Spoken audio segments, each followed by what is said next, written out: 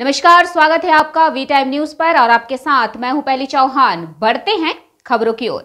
अधीर रंजन चौधरी ने बहरामपुर में press conference कर तृणमूल पर हमला बोला। कांग्रेस नेता अधीर रंजन चौधरी ने मुर्शिदाबाद जिला कांग्रेस कार्यालय में प्रेस कॉन्फ्रेंस की। इस दिन उन्होंने आरजीकर मेडिकल कॉलेज और अस्पताल की घटना के बारे में बात की और उस मेडिकल कॉलेज के प्रिंसिपल और आज की मुख्यमंत्री ममता बनर्जी पर हमला बोला।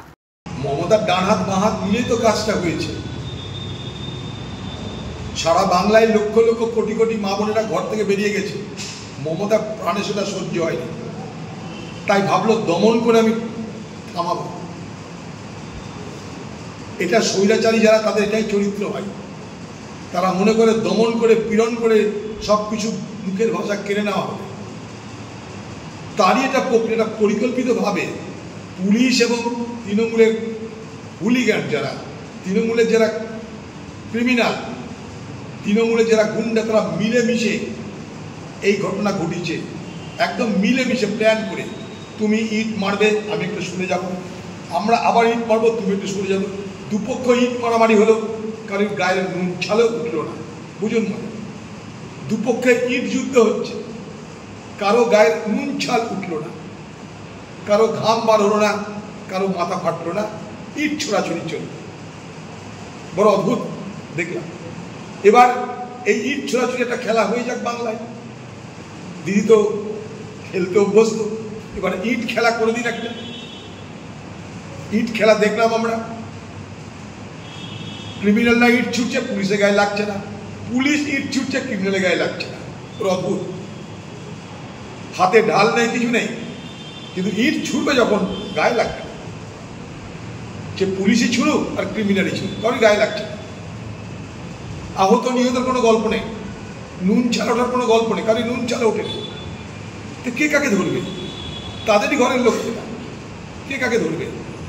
মমতা ব্যানার্জি থামাতে চাইছে, আন্দোলনকারীদের ভয় পাই দিতে চাইছে। আপনি পারবেন না, আপনি পারবেন না। বাংলার মানুষ আপনার বিরুদ্ধে চলে গেছে, হয়তো অনেক এখন সামনে আসেনি, কিন্তু ভিতর ভিতর তারা আপনার বিরুদ্ধে চলে গেছে। আপনি বিশ্বাসযোগ্যতা সম্পূর্ণ হারিয়ে ফেলেছেন। আপনি মানুষকে আর কিছু দিতে পারবেন না। মানুষ বুঝে গেছে আপনার দ্বারা কিছু দেওয়া সম্ভব নয়, অত্যাচার জুলুম ছাড়া আপনি আর কিছু দিতে পারেন না। বাংলা শত্রু না, সাংবাদিক থাকার জন্য মানুষ সব দেখতে পাচ্ছে। সাংবাদিকদেরকে টার্গেট করছে পশ্চিমবঙ্গের পুলিশ বাহিনী পর্যন্ত। পুলিশ বাহিনীর চোখে সাংবাদিকরা চক্ষুশূল, দিদির চোখে সাংবাদিকরা চক্ষুশূল, কিন্তু সেই সাংবাদিকরা যখন দিদির প্রশংসা করে তখন দিদি হাসে। সাংবাদিকরা সত্যি কথা বলতে গেলে দিদির গায়ে লাগে, আর গায়ে লাগার জন্য সাংবাদিকের বিরুদ্ধে বদলা নিতে চাই। সাংবাদিকরা আজও এ বাংলার বিবেক, সেই বিবেক জাগ্রত করা আমাদের সকলের দায়িত্ব। সাংবাদিকরা আছে বলে আজও আমরা সত্যকে সত্য, মিথ্যাকে মিথ্যা ধরে আমরা চিহ্নিত করতে পারছি। সাংবাদিকদেরকে শত্রু করবেন না দিদি। এই সাংবাদিকরা ছিল বলে আপনি মমতা ব্যানার্জি হয়েছিলেন।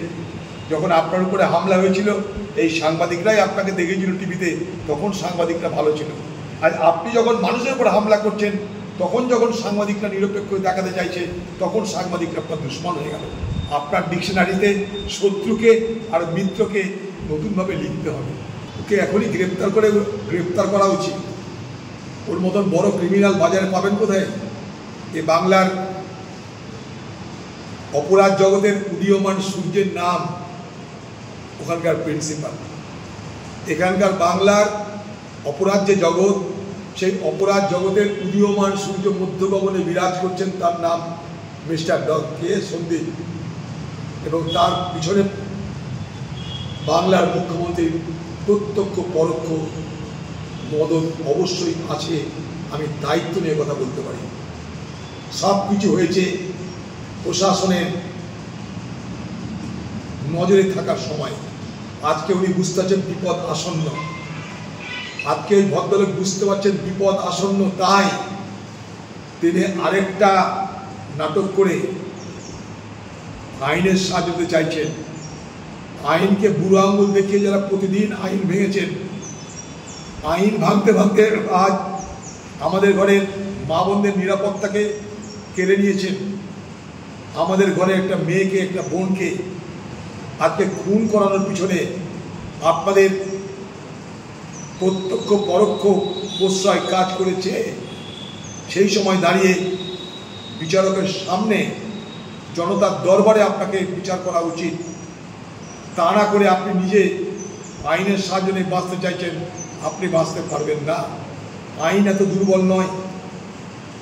আইনের হাত থেকে আপনাদের মতন অপরাধীরা বেশি দিন জেলের বাইরে থাকতে পারে না বলে আমি দৃঢ়ভাবে বিশ্বাস করি। আপনাদের জেলে যেতেই হবে। এনকাউন্টারওয়ালা হঠাৎ করে এনকাউন্টার বন্ধ করে এখন ঘুমাচ্ছে, কারণটা কি? এটা আরেকটা রহস্যজনক লাগছে আমার কাছে। কারণ সমালোচনা এই সরকারের বিরুদ্ধে যে তোলা হচ্ছে, এই সমালোচনাটা কি তার দলের সেনাপতির প্রত্যক্ষ বা পরোক্ষ মদতে তোলা হচ্ছে? সেটাও কিন্তু আমার কাছে আরেকটা প্রশ্ন। কারণ সেনাপতির চুপ, পিসি একাই দাপিয়ে বেড়াচ্ছে, ধমকি হুমকি যা এখন পিসি দিয়ে বেড়াচ্ছে, সেনাপতি কিন্তু চুপ হয়ে আছে। এর পিছনে রহস্যটা কি এটাও জানা দরকার। কোন হাসপাতালে পাঠাবে? সব হাসপাতালের অবস্থা এক। এটা জানা গেছে তাই, যেটা জানা যায়নি সেখানেও তাই হচ্ছে, হয়তো কম হয়তো বেশি। সব হাসপাতালে যারা মাথা তারা নিশ্চয়ই সন্দীপ দত্ত নন, এটা আমি দায়িত্ব নিয়ে বলতে পারি। কিন্তু এটাও ঘটনা যে সন্দীপ দত্ত একা তো নন।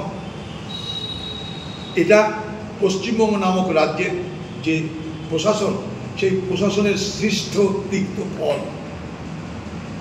প্রশাসন আজ বাংলায় তৃণমূলের নেতৃত্বে এক বিষাক্ত বৃক্ষে রূপান্তরিত হয়েছে। বিষাক্ত বৃক্ষ যখন হবে, সেই বিষাক্ত বৃক্ষের ফল সুমিষ্ট হবে, এটা ভাবার কোনো কারণ নেই। বিষাক্ত বৃক্ষের ফল বিষাক্ত হবে, তিক্ত হবে।